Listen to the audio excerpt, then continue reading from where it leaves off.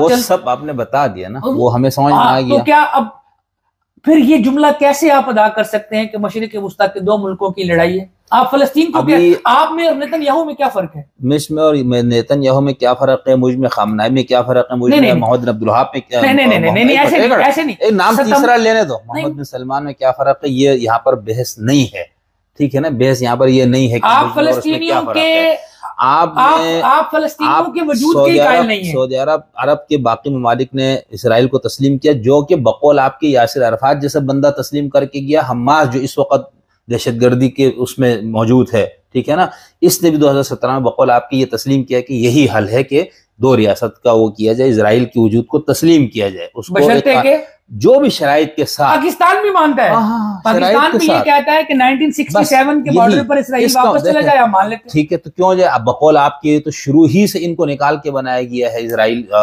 فلسطینیوں کو، یہ تو پھر میں صرف دیکھیں آپ جو بھی شرط رکھے آپ نے یہ مان لیا کہ بھئی یہی مسئلے کا حل ہے کہ اللہ کی بندے جو بھی شرط یاسر عرفات نے جو شرائط رکھے، یہ حماس نے جو بھی شرائط پیش کیے کہ اس بنیاد پہ ہم اس کو وجود کو تسلیم کرتے ہیں ہماری ریاست، ٹھیک ہے۔ اب یہ ہو گیا، اب عربوں کو بھی سمجھ میں آیا یار ہم نے اتنی لڑائی لڑی، ہماری ساری زمینیں چلی گئی، فوجی طاقت ہماری ختم ہو گئی اس فلسطینی قضیے کے لیے۔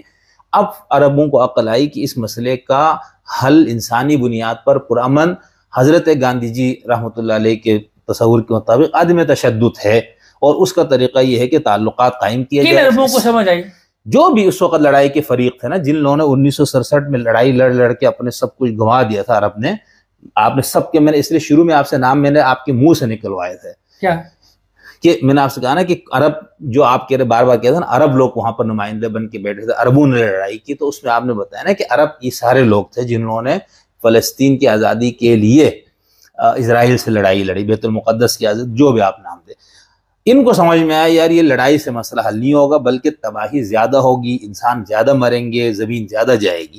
ان لوگوں نے اب عقل سے کام لیا، یار سفارتی تعلقات قائم کرو اور پرامن طریقے سے پیار محبت سے دوستی سے اس مسئلے کا حل نکالا جائے۔ کیا حل نکالا؟ ایک سیکنڈ بتا، وہی حل دو ریاستی حل ہونا تھا، ابھی نہیں ہو سکتے 20 سال کے بعد یار جتنے بھی عرب ریاستوں نے یو اے کے آپ نے نام لیا، یو اے ای نے اسرائیل کے ساتھ سفارتی تعلقات اس لیے قائم کیے ہیں کہ اسرائیل نے کہا ہے کہ ہم دو ریاستی حل مانتے ہیں۔ آپ میری بات نہیں سمجھ رہے نا، آپ سے معذرت مانگتا ہوں، آپ بہت فاضل آدمی ہیں، اس موضوع پہ آپ کا بہت اتھارٹی، میرا کچھ بھی نہیں ہے، میں تو طالب علم کے طور پر استاد سے سمجھ رہا ہوں نا۔ نہیں آپ بالکل نہیں، مجھے تو ابھی آپ مجھے اب دیکھیں، ابھی ہماری گفتگو ہو چکی ہے 3 گھنٹے، 3 گھنٹے گفتگو سننے کے بعد آپ مجھے دے رہے ہیں کنکلوژن۔ نہیں کنکلوژن میں جو سمجھا اس سے نا، میں اس نتیجے پہ پہنچا ہوں تھوڑے بہت اپنے مطالعے اور آپ کی اتنی ماشاءاللہ پرمغز گفتگو سننے کے بعد۔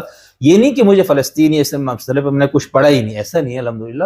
میں نے وحید الدین خان کا نام اس لیے لیا کیونکہ وہ سب سے منفرد ہے، اور جتنے آپ کے یہاں پہ جہادی متشدد، مجھے بہت افسوس ہے، ایک منٹ مجھے افسوس ہے وحید الدین خان پر، یہاں پہ جتنے متشددین جو جنگ کے ذریعے تاڑ مارو والے، ان سے ہٹ کے ایک بندے نے نظریہ پیش کیا، میں اس تک کا نظریہ آپ کو بتایا نا۔ ہمارے یہاں ان کا نظریہ کیا ہے بتا دیا نا میں نے آپ کو، مجھے نہیں سمجھ آئی نا، میں سمجھنا چاہتا ہوں۔ آپ نے جہاد کے نام پہ، لڑائی کے نام پہ، اس انتقاضہ کے نام پہ آپ نے خون خرابہ کیا۔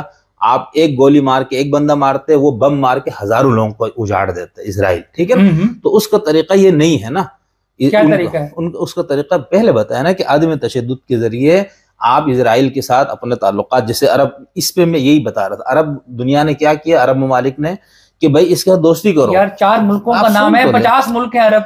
یار اب 4 کا ہوتا نا، سب سے اس میں سے سب سے جو پاورفل ہے وہ سعودی عرب ہے نا۔ سعودی عرب نے تو نہیں مانا نا، ابھی اسی پہ تو میری جان آ رہا ہوں۔ اچھا آ رہے ہیں، ٹھیک ہے۔ ہاں تو سعودی عرب بھی اب ماننے جا رہا تھا۔ کس لیے جی؟ کس چیز کے بدلے میں؟ کون سا ظلم؟ دیکھو میں آپ کو کہہ رہا ہوں، کس چیز کے بدلے میں بتا رہا ہوں میری جان، کس چیز کے بدلے؟ ارے استاد محترم سن لینا، ہاں دیکھو ابھی یہ نہیں سعودی عرب نے یا باقی ممالک نے یہ کہا اچھا بھائی ہم آپ کے ساتھ سفارتی تعلقات قائم کرتے ہیں، آپ 2 آزاد ریاستی حل دو یا فلسطینیوں کے، یہ نہیں، پہلے دوستی، پہلے آپ ان کا تعلق قائم کریں، اس کے بعد آپ اس مسئلے کو حل کرنے کے لیے آپ بہتر پوزیشن میں ہوں گے نا۔ میں یہاں سے بیٹھ کے اب پاکستان کوئی کردار ادا کر سکتا ہے، اسرائیل فلسطین نہیں کر سکتا، کیونکہ آپ نے اپنا امیج ان کی نظر میں بالکل دشمن کا بنایا ہوا ہے۔ تو مجھے ایسا لگتا ہے کہ عربوں کو یہ سمجھ میں آیا، تم نے کبھی اس سے دوستی کرو، اس شیطان کے ساتھ، ٹھیک ہے، اس طاقتور ریاست کے ساتھ، اور اس دوستی میں بعد میں 20 سال 30 سال 40 سال لگے، بھلے محبت سے یا پرامن طریقے سے اس حل کو نکالا جائے۔ اب یہ ہونے ہی والا تھا تو ان عرب ممالک کے مشرق وسطیٰ میں جو ایک بہت بڑا اسٹیک ہولڈر تھا ایران جس کا نام ہے، ٹھیک ہے، وہاں پر بھی اسلامسٹ جو لوگوں کی حکومت ہے، انہوں نے اس بیچارے حماس کے اس کو استعمال کیا کہ بھائی چل تسی تھے حملہ کر، ٹھیک ہے، اس نے حملہ کر دیا، ٹھیک ہے، اس کے کہنے پر، اور حملہ کرنے کے بعد اس ایران نے اس کی کوئی مدد نہیں کی. کیسے کر سکتا تھا؟ اتنا دور ایک دونوں کا بہت ہے. حماس کی براہ راست، یہاں تک کہ وہ ان کو وزیر خارجہ کہتے نہیں، یہ ہمارے تو ہے ہی نہیں. جس طرح آپ کے پاکستان کی ریاست کشمیری مجاہدین کو پالتی تھی، حملہ ہوتا تھا دنیا میں، ہم تو نہیں جانتے، یہ تو وہاں کشمیری حریت پسند ہے. بعین ہی یہ منافقانہ پالیسی ایران نے اپنائی، اور پھر کرتے کرتے اس بیچارے کو ایران میں لا کے مروا بھی دیا، اسماعیل ہانیہ کو. تو یہ سارا ڈرامہ ہے نا. آپ لوگ مسئلہ، یعنی آپ کو یہ پتا تھا یہ پرامن طریقے سے حل ہوگا، تو مسلم امہ کا لیڈر بننے کا جو شوق چرایا ہمیں وہ کیسے پورا ہوگا؟ وہ ان کے خون پہ یہ لوگ پورا کر رہے ہیں، یہ ہمیں سمجھ میں آیا. اب آپ بتائیں کہ یہ ہانیہ کا مسئلہ کیا تھا، اور ایران کی کیا دلچسپی اس کے اندر؟ کس کے اندر؟ یہ قضیہ فلسطین میں عربوں نے لڑ کے سب کچھ کر کے ان کو سمجھ میں آیا پرامن رہنا چاہیے، پرامن طریقے سے ہونا چاہیے. اب ایک دم یہ ایران نے گھس کے سارا کیوں کیا؟ حماس کے پیچھے اس کو کیوں، یعنی وہ ہے اس کو، یعنی اس کو کیا مفاد حاصل ہے؟ اس سوال کے اوپر ہم آج کی گفتگو کو کر لیتے ہیں منقطع. کیوں؟ کیونکہ بج گئے ہیں 1:45. میرے لیے یہ پرابلم نہیں ہے، میں بالکل فریش بیٹھا ہوں. میں اپنے بھائی شمس الدین کے سفر کی اور چہرے کی، مجھے ایک سیکنڈ، یہ آپ اس کو بس مختصر جواب دے دیں تاکہ یہ موضوع یہاں پر ختم ہو جائے نا. آپ کو شدید نیند آئی ہوئی ہے؟ نہیں، میں بالکل فریش ہوں. نہیں، یا تو ایک تو سچ بولنا کوئی بری بات نہیں، آپ کو شدید نیند آئی ہوئی ہے. میں اس سوال کا جو آپ نے پوچھا ہے، جو حق ہے وہ ادا کرنا چاہتا ہوں، جواب دینا چاہتا ہوں. میں یہ نہیں چاہتا کہ ہم نے 1.5-2 گھنٹے 2.5 گھنٹے تفصیل سے پوری تندہی سے ایک مسئلے پر بات چیت کی ہے. جو کوئی اگر 2-4 لوگ 2.5 گھنٹے کی گفتگو سنے، ان کا یہ حق ہے کہ وہ اس مسئلے کو بھی اسی طرح بالکل تفصیل سے سمجھیں جس طرح ہم نے پچھلی گفتگو کی ہے. تو میں آپ سے یہ گزارش کرتا ہوں کہ اس نشست کو جو آج ہم نے کی ہے، 2 بج گئے، اسے روک دیتے ہیں، اور کل ہم نے پھر ملنا ہے. تو اس سوال کو